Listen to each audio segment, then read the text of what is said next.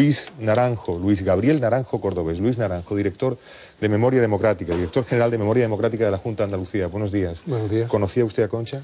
Pues sí, tuve el placer de conocerla. Compartimos la misma formación política, Izquierda Unida, y además somos docentes, quiero decir, compartimos también la profesión. Yo soy profesor de instituto, igual que ella lo fue, y me pareció una persona de una enorme calidad humana, calidad y calidez, y además de una lucidez política difícilmente alcanzable, ¿no? Así que se nos ocurre que Andalucía ha perdido, y con Andalucía España, los faros de la mirada de Concha, que siempre nos parecía luminosa en sus muy leídos artículos. Es cierto. ¿Existe un cargo homónimo u homólogo, por lo menos, en otra administración de España, el de director general de Memoria Democrática? Pues hay algo parecido en Cataluña. Hay una dirección general, pero no es exactamente igual que la nuestra. Quiero decir, con las competencias y con el nivel político que tiene la dirección general nuestra, yo creo que no existe ninguna. ¿Y por qué esa diferencia en Andalucía? Bueno, eso fue precisamente uno de los empeños del nuevo gobierno, ¿no? Del gobierno de izquierda que surge como consecuencia del pacto bipartito, precisamente para mandar un mensaje a la ciudadanía de la importancia y de la relevancia que debe tener la memoria democrática para el conjunto del marco democrático de la Junta. Fue simplemente una decisión política para elevar de rango, digamos, el anterior comisariado. ¿Mantiene la democracia española desde la transición una amnesia profunda de lo que fueron guerra civil y franquismo? Pues sí, y no lo digo yo, lo dicen historiadores muy potentes y de gran renombre internacional, ¿no? Sí, yo creo que la transición, que tuvo enormes virtudes y fueron logros absolutamente indiscutibles, se basa también de alguna forma en el olvido de lo que fue la enorme represión del franquismo, desde el golpe de Estado hasta el final de la dictadura. ¿Contra esa amnesia hay que entender el proyecto de ley de memoria democrática aprobado por el gobierno andaluz? Bueno, la palabra contra, yo diría que en plan positivo, para construir, como se ha hecho en otros países europeos después de la Segunda Guerra Mundial, construir un relato histórico veraz y al mismo tiempo comprometido con los valores democráticos. Esa es la idea, es construir un relato que se soporte en la veracidad historiográfica, que es un marco científico, pero que también se encuentre de nuevo con lo que fue la lucha del pueblo andaluz y español por las libertades. ¿Hay algún revanchismo en ese ánimo de la norma? No, en absoluto, en absoluto. Esa es una de las cuestiones de las que se nos acusa siempre por aquellos que no quieren remover el pasado porque no les interesa o por razones ideológicas, y de revancha nada. Se trata de justicia en todo caso y de contar la verdad, como acabo de decir. El tiempo que el proyecto de ley quiere abarcar llega hasta el 11 de enero de 1982. ¿Por qué? Bueno, esa es, digamos, una de las diferencias entre memoria democrática y memoria histórica.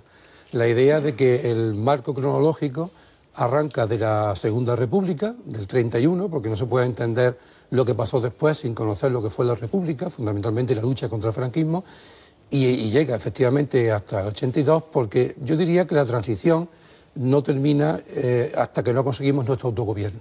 De ahí que esa horquilla cronológica sea la que se ha establecido en la ley.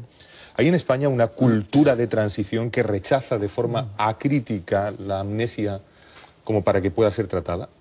Bueno, yo diría que hay un marco sociológico en España que tiene que ver con el olvido y también con la impunidad de los que fueron liberticidas. Ese marco existe, quiero decir, hay una construcción historiográfica, hay un relato histórico, hay una memoria colectiva que todavía está basada mucho en los mitos que el franquismo construyó. Eso es un hecho, yo creo que indiscutible. ¿Quiénes son víctimas para esta ley que se propone? Bueno, víctimas son todas aquellas personas que sufrieron graves violaciones de los derechos humanos por parte de los que se rebelaron contra la República desde el momento del golpe de Estado, del mismo 18 de julio, hasta el final de la dictadura. Ese concepto de víctimas es un concepto internacional y tiene que ver con los derechos humanos. Violación de derechos humanos igual a víctimas de la dictadura. ¿Se contempla el acceso de estas víctimas a la justicia para pedir verdad y reparación? Sí, precisamente uno de los avances de esta ley. Hay que decir también, con la brevedad de la que pueda ser capaz, que el marco autonómico no tiene competencias judiciales, quiero decir. Y esta ley se sustenta, claro, esta ley se sustenta en nuestro Estatuto de Autonomía. Y los límites son los del Estatuto. Pero sí es cierto que se plantea en la ley la posibilidad de que el propio Estado, o sea, la Junta, de oficio, denuncie o comunique a la autoridad judicial competente cuando nos encontremos evidencias de violencia en las fosas del franquismo. Le preguntaba porque No está vedado en España, a su juicio, el acceso de las personas, de las víctimas a la justicia, porque lo deniega el Tribunal Supremo, a pesar de algún derecho fundamental de la Constitución, alegando la ley de amnistía del 77? Sí, en gran parte sí. No soy jurista, pero la sentencia del Supremo respecto a Garzón y la que hay inmediatamente después, yo creo que marcan un límite a lo que es en fin, el derecho a la justicia por parte de las víctimas, porque se invoca la ley de amnistía y también se invoca la no retroactividad de todo el discurso de los delitos contra la humanidad y de los delitos de crímenes de guerra que son imprescriptibles por definición. Según el derecho internacional de los derechos humanos, que es tal vez lo que esta ley termina pidiendo, que España aplique de una vez el derecho internacional de los derechos humanos. Sí, esa es una de las cuestiones que se plantean en el preámbulo de la ley, insisto, teniendo en cuenta las competencias autonómicas que son las que son. Desde ese punto de vista, la justicia es fundamental. Contempla la ley algo que nos parece como muy difícil, un censo de víctimas. Cuéntenos. Bueno, es difícil, pero es necesario, y lo han hecho otros países. Se trata de que con carácter oficial, ya existe una iniciativa muy interesante que es Todos los Nombres, pero que no tiene un carácter oficial, donde se ha hecho un gran avance en conocer el conjunto de víctimas del franquismo. Pero lo que se intenta ahora es algo más que eso, es que sea el Estado el que reconozca oficialmente el estatuto de víctima. Y también se amplía el concepto de víctima a colectivos que hasta ahora no estaban dentro digamos, de esa definición. Por ejemplo, las minorías que fueron perseguidas por la cuestión sexual y afectiva, no solo los homosexuales, etcétera, por cuestiones étnicas, como los gitanos, y hay un gran colectivo, que son las mujeres, un inmenso colectivo que luchó mucho contra el franquismo, muchas veces desde la clandestinidad y desde la privacidad, desde el espacio doméstico al cual fueron constreñidas por el nacionalcatolicismo, y que ahora se quiere especialmente sacar a la luz. Las mujeres también como víctimas del franquismo. La elaboración de un mapa se plantea la ley, un mapa de la represión. Sí, el mapa de fosas, que ya existe y queremos completarlo y mejorarlo, y el mapa también de lugares de memoria, que es muy importante. Ahora mismo tenemos decenas de lugares de memoria en toda Andalucía. Un lugar de memoria es un hito espacial, un hito que se fija en el territorio y que permite visualizar para los ciudadanos lo que fueron episodios de resistencia y de represión. Y digo resistencia porque la ley no solamente se ocupa de la represión, sino también de la resistencia del pueblo frente a esa represión. La ley regula qué hacer frente a las fosas comunes, en especial a las fosas comunes que están en cementerios. Hay como un subrayado. Sí, porque la mayoría hay el lugar común, que en parte es cierto, de las cunetas, ¿no? Pero claro, la mayoría de las fosas no están en cunetas. La mayoría de las fosas están o en campos de labor, en olivares, en trigales, que es donde los asesinos disparaban y mataban a sus víctimas desde el inicio del golpe de Estado, sobre todo en Andalucía Occidental y también en los cementerios. En las puertas de los cementerios, en las paredes de los cementerios o en las partes, digamos, menos nobles de los cementerios, porque se les quería enterrar subrayando de alguna forma su alejamiento de la vida civil. Es decir, era, podríamos decir, una muerte detrás de la muerte, ¿no? La muerte civil detrás de la muerte física. A propósito de fosas comunes, nos viene a la mente la palabra Alfacar y la provincia de Granada y el nombre de Federico García Lorca. Sí, claro. Volvemos a buscar su cadáver. Bueno, siempre hemos dicho, y no lo decimos por decirlo, que no estamos buscando a Lorca. Lo que estamos buscando es las fosas, digamos, definir con claridad el mapa de fosas del territorio que está entre Alfacar y Víndar. ¿Por qué?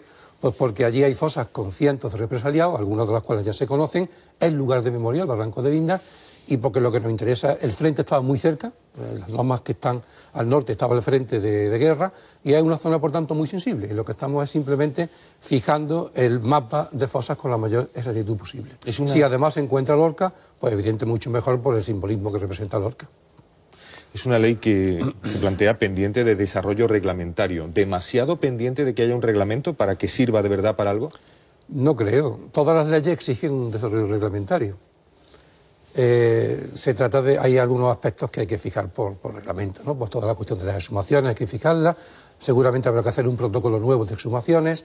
El tema del Instituto Andaluz de Memoria Democrática, que es muy importante para nosotros, porque articula un espacio donde se recoja toda la memoria, incluyendo la memoria oral, que es clave para entender lo que ocurrió, Bueno, todo eso efectivamente exige algún tipo de decreto o de órdenes que lo desarrollen. Dígame qué memoria económica, valga la palabra memoria, para hablar del dinero previsto para la aplicación de esta ley. No quiero adelantar ninguna cantidad porque esto pasa al trámite parlamentario, pero ya es un logro que exista esa memoria económica, que no es poco. El vicepresidente del Gobierno andaluz habló ayer de 8 millones de euros, si no recuerdo mal. Sí. Bueno, es una cifra importantísima. Si efectivamente conseguimos esos 8 millones de euros, yo creo que será un paso absolutamente histórico para la cuestión de las fosas. ¿Se contempla el caso de enterramientos que estén en terrenos privados en Andalucía? Sí, existen. Puedo recordar, por ejemplo, el caso del Marrufo en Cádiz, que estaba y está en una finca privada, evidentemente, y en esos casos, por cuestión de bien común, pues efectivamente los propietarios están obligados, según la ley, a permitir que se haga la excavación correspondiente, porque además se supone que esta no es una ley ni de partido ni de izquierda siquiera, es una ley de demócratas. Y como demócrata y como ser humano, lo normal es que se permite el acceso a ese derecho humano fundamental, que es recuperar los restos de los represaliados. Está bien esa especie de desideologización que hace usted del planteamiento. Se trata de ser demócratas, no de esta o de aquella afiliación política. Evidentemente, es una ley que de alguna forma interpela a todos los demócratas, exactamente igual que ocurrió en Francia, en Alemania o en Italia después de la Segunda Guerra Mundial. ¿Y reconoce esta ley la aportación, hace bastante subrayado también, en favor de la memoria histórica del movimiento asociativo? Claro. Explíqueme. Bueno, eso es un acto de justicia, histórica también. ¿Por qué? Pues porque durante muchísimo tiempo, durante muchos años, el movimiento memorialista, las víctimas y los ciudadanos comprometidos con esta causa han estado demasiado solos. Han hecho un recorrido solos, con el Estado mirando hacia otro lado y apoyándolos muy poco. Y por eso yo creo que es de justicia reconocer en esta ley, como se hace la introducción en el preámbulo, digamos, la enorme deuda que el Estado democrático tiene con los movimientos memorialistas. Y se propone la ley llevar la materia a los colegios. Cuénteme. Bueno, sí, es una cuestión que me afecta directamente puesto que soy profesor de instituto, ¿no? Bueno, pues es una cuestión muy sencilla. Durante estos últimos 20 o 30 años se han hecho grandes avances en el campo de la investigación historiográfica, muchos. De manera que la construcción de un relato científico veraz de lo que ocurrió aquí desde la Segunda República, con matices, está hecha. Pero eso no ha llegado a las aulas. No ha llegado a las aulas. En muchos casos, los libros de texto, digamos, los materiales de aula, pues necesitan actualizarse e incorporar ese discurso, esa investigación que ya está realizada. Ese paso es el que queremos dar. Siempre, insisto, de un marco científico, y no se trata de crear una asignatura nueva, como algunos piensan, sino de introducir en las que ya existen, ciencias sociales, historia del mundo contemporáneo, historia de España, contenidos actualizados del siglo XX español. ¿Y eso podrá ser con permiso de la LONCE de turno? Sí, claro, pero también la LONCE es una oportunidad, porque hay un porcentaje de contenidos curriculares que la autonomía tiene derecho a incorporar. La ley contempla un régimen sancionador. Explíqueme, pero es para los que incumplan lo que la propia ley dice. Claro, como todas las leyes, claro, efectivamente. Si se incumple la ley, pues se corre el riesgo de tener una sanción. Bueno, pues... Hay leyes que no tienen régimen sancionador. Sí, algunas no las tienen, pero la mayoría sí, ¿no? Sobre todo este tipo de leyes, ¿no? La ley de 2007 no la tenía, pero precisamente es una de las cosas que nosotros hemos querido avanzar en este sentido. Es una diferencia con la ley nacional, me está diciendo. Sí. Bueno, pues ¿de qué se trata? Se trata de que, por ejemplo, en el caso de los símbolos franquistas, hombre, los símbolos franquistas son simplemente un atentado a los hijos de las víctimas también ellos, los familiares que han sufrido en sus carnes la represión. Entonces, si un ayuntamiento, que espero que no sea del caso, se niega a retirar los símbolos franquistas públicos, en espacios públicos, en el tiempo de 18 meses, la Junta los puede retirar de oficio. Y además puede sancionar a ese ayuntamiento por incumplimiento de una ley, como de cualquier otra ley. ¿Con multas que van? Eso es una cuestión que todavía hay que cerrar, hay que tener en cuenta que esto pasa al Parlamento, pero aproximadamente van de los 200 a los 150.000 euros. Se establece una fecha, la del 14 de junio de cada año, como día de recuerdo y homenaje a las víctimas. ¿Por qué esa fecha, 14 de junio? Sí, bueno, después de mucho debatir, se trata del momento en el cual arranca la exhumación de las primeras fosas aquí en Andalucía, ¿no? Le van a preguntar también en nuestra mesa, ¿le parece, señor Naranjo? Por supuesto. Así que adelante, Antonio. Aunque usted ha hablado de que es una ley sin color político de demócratas, lo cierto es que la percepción desde la derecha no es esa, ¿no? Mi pregunta es si en las políticas de memoria, no solo en Andalucía, pero muy particularmente aquí, si no hay una asignatura pendiente, que es la incorporación de la derecha a ese discurso de la memoria, que yo desde luego no la veo dentro de ese discurso. Sí, sí, esa asignatura existe, pero desde luego no es responsabilidad, digamos, del movimiento memorialista ni de la izquierda, quiero decir. Es responsabilidad de la derecha española, que de alguna forma sigue manteniendo, en algún caso, no en todos, cierto hilo que la relaciona con el tardofranquismo, por lo menos en este campo. Yo también debo decir que he tenido magníficas relaciones con algunos alcaldes del PP, que han apoyado perfectamente la cuestión de los lugares de memoria, y por tanto, yo creo que efectivamente aquí la derecha española necesita un cierto ayornamiento y homologarse con la derecha europea, porque fue la derecha europea en Alemania y en Francia parcialmente, pero sobre todo en Alemania, o el centro derecha, quien impulsó la construcción de una memoria antifascista en Europa. Por tanto, es una asignatura que efectivamente le compete a ellos asumir. Luis Montota.